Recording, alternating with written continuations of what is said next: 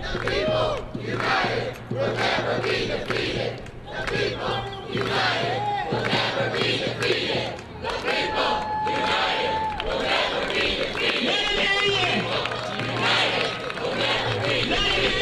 The people united will never be defeated. The people united will never be defeated. The people united will never be defeated. The people united will never be defeated. It's time to fight back. We've been a sleeping giant for a long time now. It's time to wake everybody up.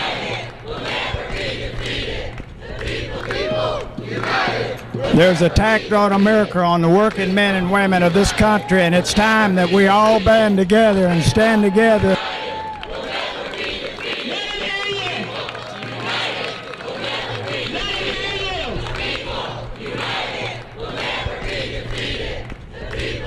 As union members, we all need to stand together and fight, and even as non-union members, because we all know that the unions help get the collective bargaining rights, what they got, and help the private sector and those that are non-unionized for their wages and their benefit. We've got to travel to Indianapolis, we've got to go to the State House in Kentucky, we've got to go to Wisconsin, we've got to go and look and help the people in every nation, every country, and everyone in this country to make sure that the working people are taken care of and treated right and stand together in this country.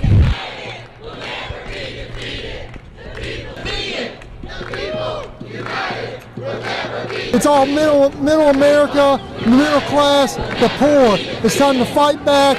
Let these legislators and the governors know we're not going to go away. We're fighting for our rights. We've earned them. We fought many years to get them. It's right for us to have them. All we want is a good living, a good standard of living, good wages, good benefits, good pensions. This is what we're about. It's all we want is for a good middle class. With the attack that they're having in Indiana, Wisconsin, Ohio, we are next in line. With these big corporations going after unions, public and private, it's only essential that we start and come out and organize together, not just the UAW, but all unions together to come as one, because it all is American workers fighting for the same thing, the middle class. We're fighting to ensure good jobs for public workers, also to make sure that higher education is fully funded and that we have a community that supports the public sector. So that's why we came out today, wanted to make sure we were loud and on the steps of our Metro Hall so that our mayor and Metro Council members would know that we're here and we're paying attention, and if they ever decide that they want to cross hairs with labor, that the community will be there. We have a spontaneous demonstration of support for the workers in Ohio, Indiana, Wisconsin, and any other state that's facing an onslaught of anti-union politicians and the Republican Party, as well as the rich corporations that are trying to break unions.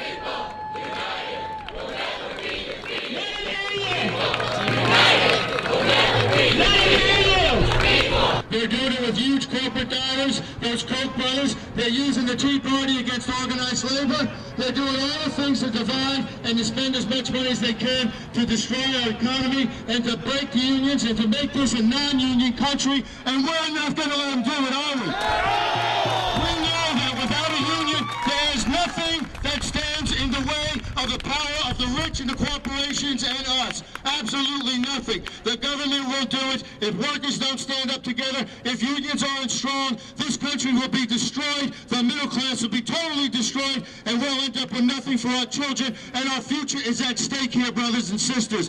This isn't just some act that has come along right now out of nowhere. This has been a 40-year war on workers waged by corporations to destroy the American labor movement. They did it to the building trades. They did it to the industrial unions by shipping millions and millions of our jobs overseas, union jobs, good paying jobs. They ship them over by the millions, brothers and sisters. And what are we going to do when there are no jobs here? Where are the people going to get work? Where are they going to get wages? Where are they going to get food on their table? We know that they can't get it if they don't have a decent job. And that's what we stand for. Good jobs, good pay, good benefits, health care, pensions, retirement.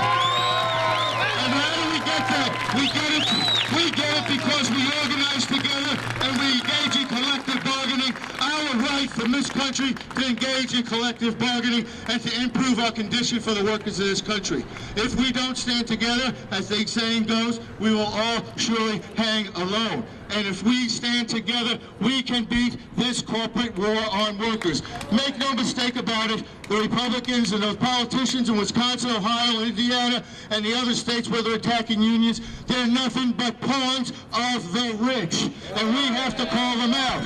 And what are we going to do about it? What are we going to do about it? Besides standing right here, we're going to stay informed, and we're going to stay active, and we're going to vote for people that stand with workers, aren't we? That's one big mistake that we know has happened.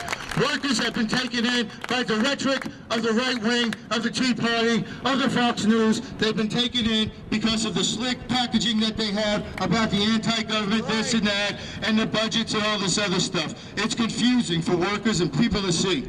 And what happens is they vote for the wrong people, and we know they voted for the wrong people right across the river. Put the American worker back to work. Put the American worker back to work. Put the American worker back to work.